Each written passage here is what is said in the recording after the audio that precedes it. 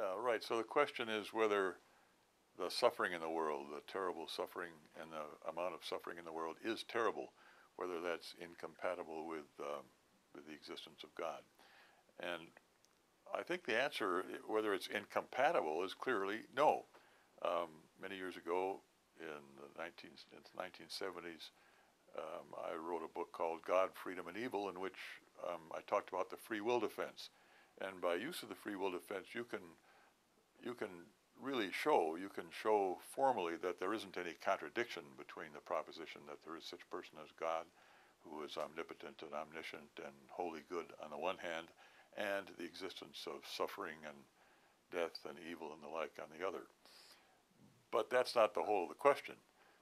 So philosophers after that, they turned away from the claim that there was a contradiction here. That is, those philosophers who wanted to say there was a real problem here for believers in God, to the claim that instead the existence of God is, of an all-good God and so on, is unlikely or improbable given all the evil that there is in the world.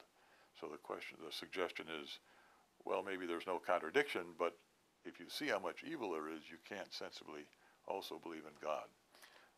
That too is very hard to make out. Philosophers have been trying ever since the 70s, to state this probabilistic version of the problem of evil in a way that really works. And my inclination is to say nobody succeeded at that at all. That's very difficult. It gets much messier than the original straight claim of a nice, clean contradiction. So I don't think that works either.